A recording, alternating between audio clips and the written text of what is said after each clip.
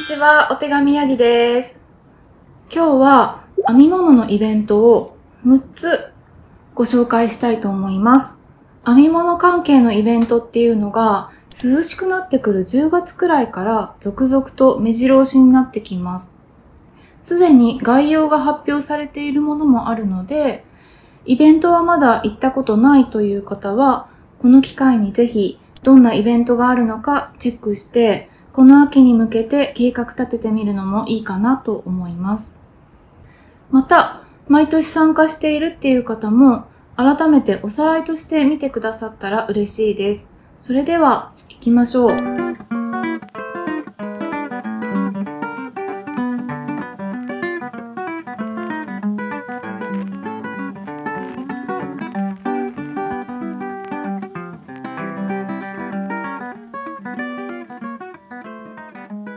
まず最初にご紹介するのが、日本防具社さんが開催している糸間です。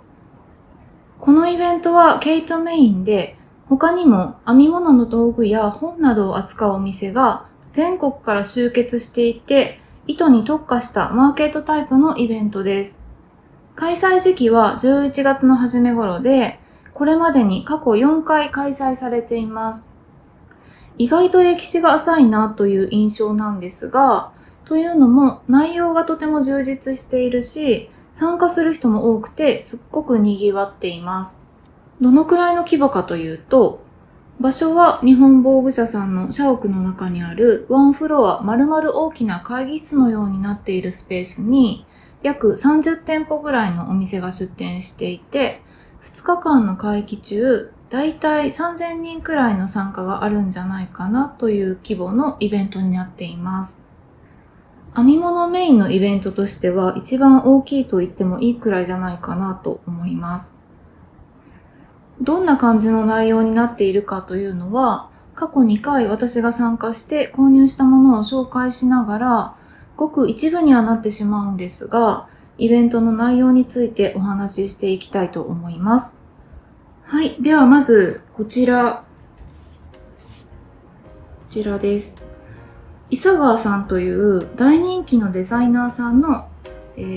ガブーストリックで読み方が合っているかわかりませんが、こちらのショールのキットを、フュンさんという神戸に実店舗があるお店のブースで購入しました。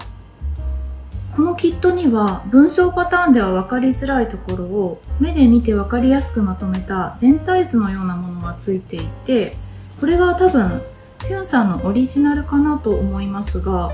すごく親切なキットになっていました。商品も魅力的だし、遠くからの出店ということもあってか、このお店すっごく混み合っていました。次にベルンドケストラさんのお店で買ったこちらのブリオッシュ編みの本です。こちらはなんとご本人が店頭に立っていて、本にサインをしてくださいました。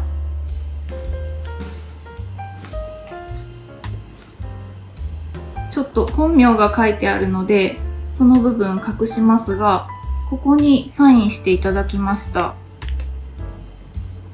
また話しかけると気さくにいろいろ教えてくださって交流できたのも嬉しかったです。そして次がこちら。これはイトリコさんで購入したソックヤーンの小巻きです。こんな感じですね。一つ一つすごく可愛いんですけど、この時買ったソックヤーンの小巻きがすごく使い勝手良くて、オンラインショップでもリピート買いしてるんですが、たくさん種類があるので、実際見て選べるのはイベントならではでありがたいなと思いました。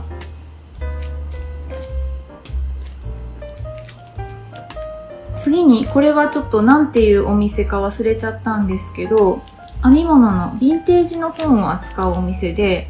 この洋書の編み物を2冊購入してみました。本はネットショッピングだと中身の試し読みができないし、洋書だと自分で見つけるのも難しいなと思うので、こういう出会いもイベントの収穫だなと思いました。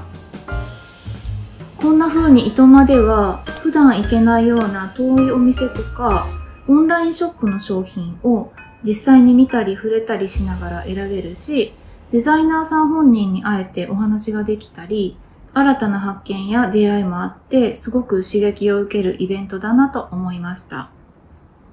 ちなみに個人的に楽しみにしていることがあって、それはイベントを盛り上げるために会場のあちこちに編み物で作ったオブジェやモチーフをつないだ大きなブランケットみたいなものが飾ってあって、会場を埋め尽くすくらい大量に飾ってあるんですけど、すっごく可愛くて、近くで見ると細かい装飾が本当に見応えがあって、毎回写真に収めて後でじっくり観察しています。糸間はこの動画を撮っている7月28日現在、まだ開催予定とか何も発表されてないんですが、日本防具社さんが運営している情報発信サイトの手作りタウンで今後告知されると思うので、興味が湧いた方はこちらでチェックしてみるといいと思います。はい。では次にご紹介するのは、東京スピニングパーティーというイベントです。こちらもマーケットタイプのイベントなんですが、取り扱うのは編み物に使う毛糸を自分で紡ぐ紡ぎ手さんに向けた羊毛であったり、糸紡ぎの道具などに特化したマーケットになっています。また、全国から紡ぎ関係のお店が出店されるだけでなく、ワークショップやデモンストレーションなども充実しているイベントになっています。開催時期は毎年9月末頃で、すでに今年の開催の概要ももう発表されています。今年は9月30日と10月1日の2日間の開催になっていて、今後特設サイトとかインスタグラムで詳細や申し込みについて発信されると思うので、この動画を見て興味が湧いたらそちらから詳しいことを知れると思います。規模的には600人くらい収容できるホールが会場になっていて、2日間でおよそ2400人くらいが参加する規模かなと思います。過去18回開催されているという結構歴史のあるイベントで、日本で唯一のファイバーフェスティバルということです。こちらもかなり賑わっています。どんなものが買えるかというと、結構守備範囲が広くて、原毛だけでも色々あります。例えば、刈り取ったままの洗ってない状態から、洗いをかけた状態とか、毛流れを整えた状態のものなど、いろんな段階の原毛が販売されています。そして素材の種類も羊、アルパカ、ヤクなど多岐にわたっています。もちろん道具に関してもたくさんありました。とても動画では紹介しきれないんですが、去年初めて参加した時に私が購入したものを紹介してみますと、まず原毛が2種類。紡ぎ初心者ということで、お店の方に相談に乗ってもらって、初心者でも紡ぎやすい種類の羊毛を2種類買ってみました。一つはスピンドルで紡ぎ終わってこんな感じになりました。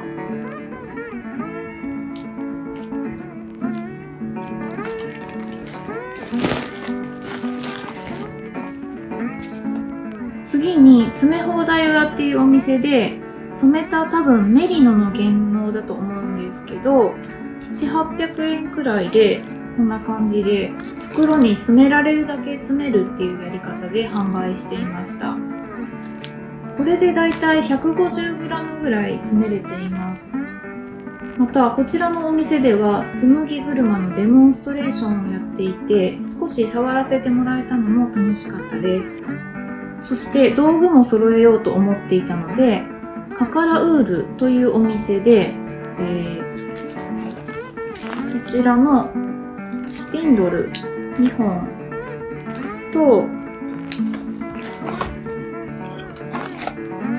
ハンドカーダーとこの紡ぎの本も購入しました。そしてこちらのお店ではいろいろ買ったので、こんなマスキングテープのおまけもついてきて、ちょっと開けてないので見づらいですが、こんな感じ、羊の絵が描いてある可愛いマスキングテープがおまけでついてきて、とっても可愛くてまだ使わずに取っておいてあります。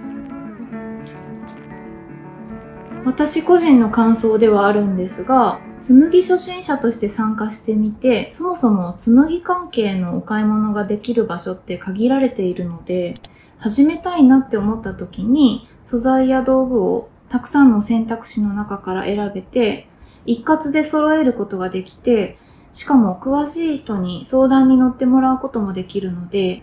これから紬やってみたいなって思っている方は、イベントで一通り買い揃えるっていうのを私はおすすめしたいと思いました。はい、次にご紹介するのが素材博覧会です。このイベントは編み物関係だけではなくて、ハンドメイド全般の材料を扱うマーケットで、編み物に関する材料は全体の1割くらいかなと思います。多いのはビーズクラフトのアイテムなんですが、編み物をする方の中でステッチマーカーを手作りする方も多いんではないかなと思います。その材料を調達するのにいいイベントだと思ったので、今回こちらも取り上げてみました。取り扱っている材料のうち多いのが今言ったビーズなんですが、他には布や革、ソーイングの糸であったり、またハンドメイドの道具も充実している感じです。開催時期は夏、秋、冬と1年を通して数回開催されていて、場所は関東が横浜、関西が神戸、九州は小倉と全国3拠点で催されています。ちなみに私がいつも参加している横浜では秋と冬に開催されていて、どちらもすでに日程が決定しています。秋の開催が9月28日から30日、冬は2月1日から3日に開催される予定になっています。規模的には大桟橋ホールという1100人収容できる会場で行われていて、かなり大きな規模と言えると思います。出店数は100店舗くらいあって、そのうち編み物の関連は20店舗くらいなので、毛糸が欲しくて参加となると少し物足りない感じにはなってしまうと思います。私は毛糸を買うのは糸間、ステッチマーカーの材料を調達するのが素材博という感覚で見に行っています。とはいえ、毛糸も他ではあまり見かけないような品物を見つけることができるので、今までに私が購入したものを紹介しながらどんな感じか説明してみようと思います。まず、こちらが太陽毛糸さんで購入した自分で組み合わせを選べる引き揃え糸の糸押し糸です。こちらは3タイプの糸からそれぞれ好きな色を選んで、その場で巻いてもらうという方式で販売されていました。私は選びきれなくて、全部で4つも買っちゃいました。こんな感じの、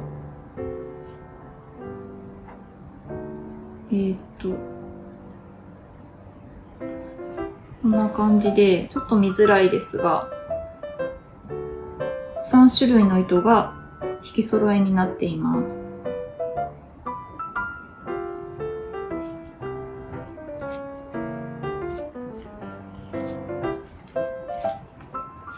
こういう青いタイプだったり、こんな感じで、いろんな自分の好きな色にできる、すごく可愛い毛糸になっています。そして次に、こんなファンシーヤーンみたいなのも購入しました。これは、ちょっとお店は忘れちゃったんですけど、パラレルヤーンって書いてあります。こんななんか、すごい、見てください。かわいい。こんなね。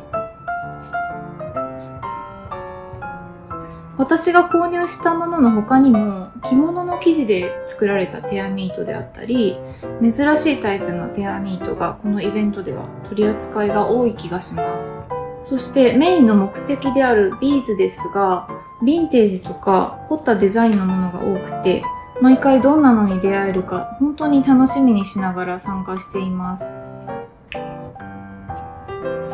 こんな感じで、こんなのとか、こんなイチゴのモチーフとか、こういうちょっとキラッとした感じのもあったり、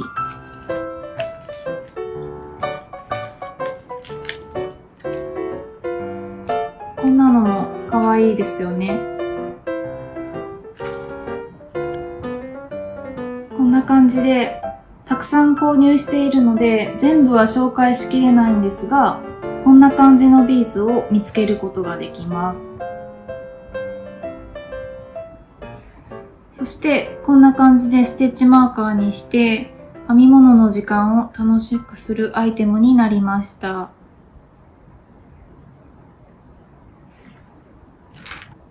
素材博では編み物に限らずハンドメイド全般のいろんな素材や道具を見つけることができるので、編み物とは直接関係なくてもこんなのもあるんだっていう新しい発見が毎回必ずあって、他のジャンルにも触れられて刺激を受けられるっていうのがこのイベントの醍醐味だなと個人的には思っています。素材博も特設サイトやインスタグラムなどで情報を発信しているので、気になった方はそちらもチェックしてみるといいと思います。はい。そして次にご紹介するのは、東京ヤーンクロールというイベントなんですが、私自身このイベントはまだ参加したことがないので、自分なりに調べたことを中心にご紹介する形になってしまいます。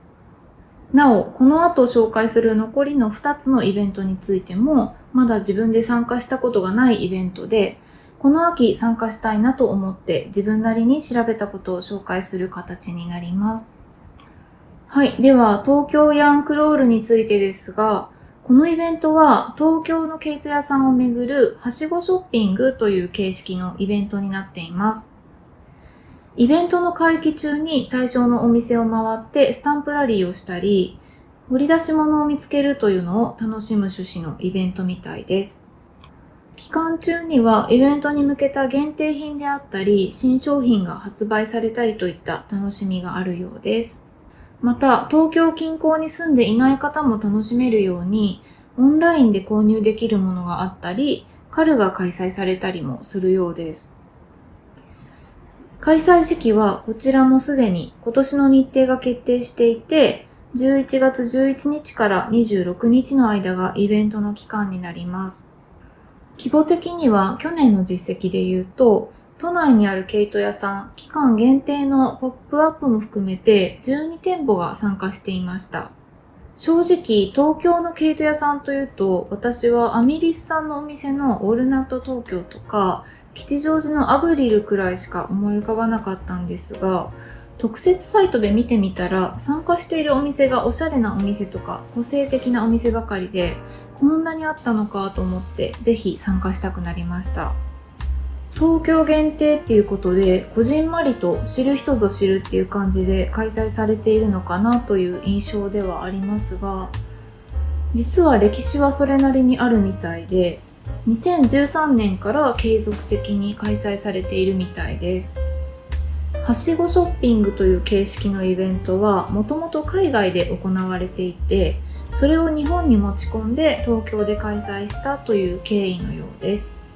このイベントの情報は特設サイトやインスタグラムで知ることができますが、今年度版の特設サイトはまだ開設されてないみたいなので、インスタグラムを覗いてみるのが良さそうです。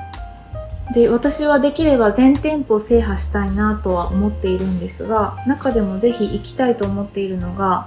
めちゃくちゃおしゃれな佇まいの編み物スピンさんというお店と、あと草木染めにハマっているので草木染めの毛糸を扱っているマイトさんというお店とアトリエヤーンさんというお店は行きたいなと思っていて、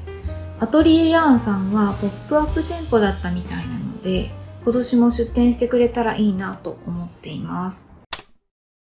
はい、そして次にご紹介するのが、鉄麦糸の森というイベントです。こちらは糸紡作家さんのアートヤーンの展示販売がメインのイベントになります。他にも電動スピナーを体験できるコーナーがあったりもして、アートヤーンをコレクションするのが好きな方も、自分で紡ぐのが好きっていう方も、両方楽しめそうな内容になっていると思います。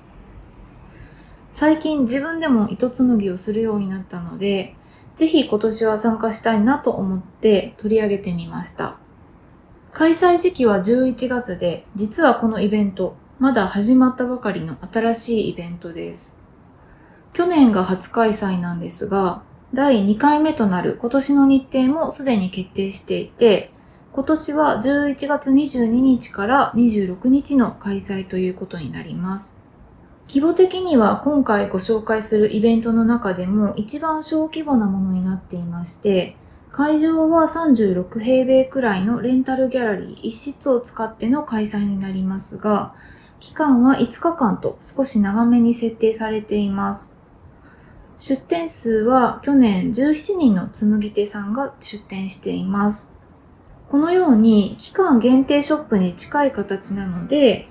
先ほど東京の毛糸屋さんを巡るはしごショッピングのイベントとご紹介した東京ヤンクロールに去年はポップアップ店として参加していたみたいです。このイベントは他と違ってドメスティックな毛糸が集まっているので、ここでしか入手できないような作品ももしかしたらあるのかなということで、推し糸や推しの作家さんに出会えるかもしれないというのが醍醐味かなと思います。また自分で糸紡ぎする方はいろんな作家さんの作品を一堂に見ることができて勉強になったりもするかなと思っています。そしてここまでのイベントは観客として参加するっていう前提でのお話をしてきたんですが、鉄麦糸の森の場合は出店する側での参加でも楽しいかもしれないと思いました。今年の出店申し込みは残念ながらもう締め切られているんですが、糸紡ぎをやられている方はぜひ自分の作品を出展する立場で参加することを検討してみてもいいかもしれないですね。このイベントも特設サイトとインスタグラムで情報を得ることができます。興味を持たれた方はそちらをチェックしてみてください。そして最後にご紹介するのが編み倒れフェスというイベントです。これは知ってる方も多くいらっしゃるんじゃないかなと思いますが、私はまだ参加したことがなくて興味があったので取り上げてみました。こちらは1年を通していろいろな場所で開催されているイベントです。ここまでご紹介したイベントは基本お買い物をするっていうのが主な目的なんですが、この編み倒れフェスというイベントは編み物をする人が集まって自由に編んで交流することを目的としています。そこが他とは少し違っています。開催時期は特に決まっていなくて、さっき言った通りいろいろな場所で随時開催されています。規模的にはだいたい50人前後が集まれる広さのスペースを使って開催されることが多いみたいです。2016年に浜中東京支社で開催されたのが始まりで、現在までに手芸店などの様々な場所で開催されてきて、累計の参加者は3000人を超えていて、年々回数の場所も増えていっているみたいです。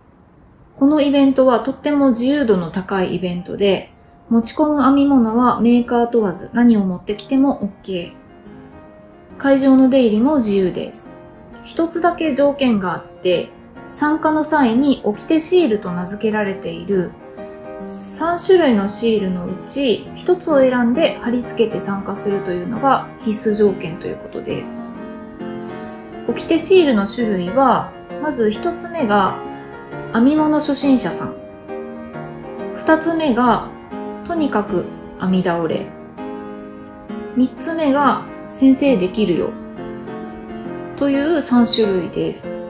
例えば誰かに教わりたくて参加するのが目的だったら編み物初心者さんマークをつける。大勢で一緒に編むこと自体を楽しみたいという方だったらとにかく編み倒れマーク。わからないことがある人を助けたいですという方は、先生できるよマークを選ぶといった感じで、目的に合った参加ができるように作られた条件みたいです。編み物って一人でもできるっていうのがいいところなんですが、反面同じ趣味のお仲間さんと出会う機会が少なくなりがちなので、編み友さんを積極的に作りたいなって思っている方にとっては、とってもいい機会になるイベントかなと思います。ちなみに私みたいに人見知りでもマイペースに参加しやすいように、とにかく編み倒れっていう種類が用意されているのが、個人的に心遣いだなと思ってグッときました。編み倒れフェスに参加したい方は、浜中さんが運営する情報発信サイトのアムユーズや、インスタグラムでも開催情報を知ることができるんですが、随時の開催なので、インスタグラムでチェックするのが良さそうです。それではここまでにご紹介した編み物に関連するイベントのまとめをどうぞ。